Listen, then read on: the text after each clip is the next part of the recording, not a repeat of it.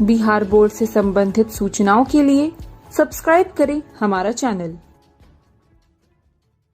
खबर दोपहर, मैं हूं आपके साथ विभा उपाध्याय और सूत्रों के हवाले से बड़ी खबर इस वक्त सामने आ रही है। 17 मार्च तक जारी हो सकता है इंटर का रिजल्ट। बिहार बोर्ड में युद्ध स्तर पर रिजल्ट की तैयारी इस वक्त चल रही है। 17 मार्च तक रिजल्ट इंटर का जारी हो सकता है।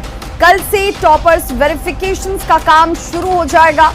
जो इस वक्त बड़ी जानकारी, एक्सपर्ट टीम टॉपर्स वेरिफिकेशन करती नजर आएंगी। परीक्षा में कुल 16,48,000 परीक्षार्थी शामिल हुए थे। अपने ही रिकॉर्ड को फिर एक बार तोड़ने की तैयारी।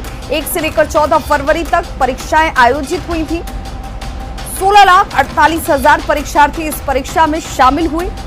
1 से लेकर 14 फरवरी तक की परीक्षाओं को लेकर अब कल से टॉपर्स वेरिफिकेशन का काम शुरू हो जाएगा और 17 मार्च तक रिजल्ट जारी करने की बात सामने आ रही है। कल से टॉपर्स वेरिफिकेशन का काम शुरू। हमारे संवाददाता रजनीश इस वक्त ज्यादा जानकारी के साथ फोन लाइन पर पटना से जुड़ गए हैं। रजनीश, एक बड़ी खबर इस लिहाज से भी कि बहुत तेजी से और बहुत गंभीरता से कॉपियों की जांच और रिजल्ट भी 17 फरवरी तक आ सकता है। बिल्कुल, देखिए विभा, सूत्रों से जो खबर मिल रही है कि बिहार बोर्ड ने कल ही प्लान कर लिया है कि होली से पहले यानी 17 मार्च तक हर हाल में इंटर परीक्षा का रिजल्ट जो है जारी कर दिया है, जिसको लेकर डे नाइट वहां पर काम शुरू हो गया है। जो भी IT सेल के कर्मी हैं, अधिकारी हैं या बिहार बोर्ड के कर्मी हैं, तमाम लोग 24 घंटे वहां पर अभी काम कर रहे हैं। कॉपियों का मूल्यांकन जैसे ही पूरा हुआ उसके बाद अब एक्सपर्ट टीम का गठन किया जा रहा है और जो टॉपर्स हैं 1 to 15 तक उनको जो है कॉल जाएगा शाम से, ये जानकारी मिल रही है सूत्रों से। और 17 मार्च तक हर हाल में रिजल्ट जारी करना है ताकि जो परीक्षार्थी हैं वो खुशी खुशी होली मना सकें। बिल्कुल, और रजनीश, हमने देखा है कि हमेशा से जब भी परीक्षाएं आयोजित हो रही हैं, चाहे वो कोविड का काल भी क्यों ना रहा हो और अब जब तमाम चीजें सामान्य हो गई, इसके बीच बिहार बोर्ड की या इस तरीके से देखें कि कोशिश ये होती है कि हम एक अपने ही रिकॉर्ड को दोबारा तोड़ते हुए नजर आए।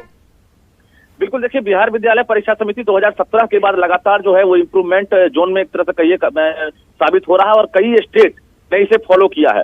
जो बिहार बोर्ड के चेयरमैन हैं उन्होंने कई प्रयोग किए और प्रयोग सफल होता हुआ दिख रहा है। पिछली बार 2021 में बता दें आपको कि कोरोना काल था, बावजूद रिजल्ट जो है 26 मार्च को जारी कर दिया गया था और जिस रिकॉर्ड को फिर से बिहार बोर्ड एक बार तोड़ने की तैयारी में है, यानी 26 मार्च से पहले इस बार 17 मार्च तक रिजल्ट जारी करने की पूरी योजना बन गई है और जिसको लेकर बताया जा रहा है कि कल से ही टॉपर्स वेरिफिकेशन का काम शुरू होगा और जो एक्सपर्ट है उनकी कमिटी का भी गठन कर लिया गया है। ये टॉपर्स वेरिफिकेशन, ये जब भी हम इस टर्म का इस्तेमाल करते हैं तो बार बार ज़हन में टॉपर्स को लेकर के शंकाएं, कई तरह के सवाल, उन सभी संशय को दूर करना, ये भी चीजें सामने आ जाती हैं। तो क्या ये माना जाए कि ये जो अंतराल है, ये जो वक्त है, इसे पूरी तरीके से बोर्ड जो है वो सुनिश्चित कर लेना चाहता है कि जिन्हें टॉपर घोषित किया जाए वो बिल्कुल वाजिब लोग हों, स्टूडेंट्स वो बिल्कुल परफेक्ट हो और इसमें किसी तरह का कोई सवाल लेकिन परंतु ना हो।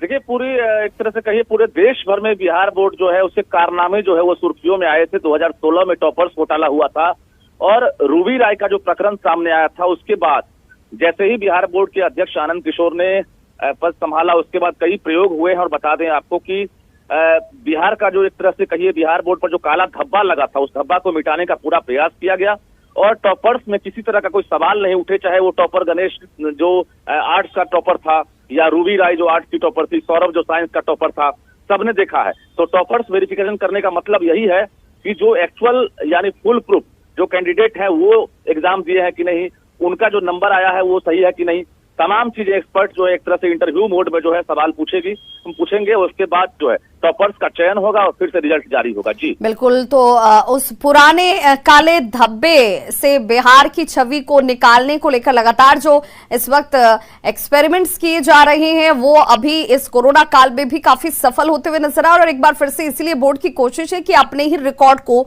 तोड़ा जा सके, जल्द से जल्द रिजल्ट सामने लाकर और वो भी पुख्ता तरीके से। बहुत बहुत शुक्रिया रजनीश इस तमाम जानकारी के लिए आपका।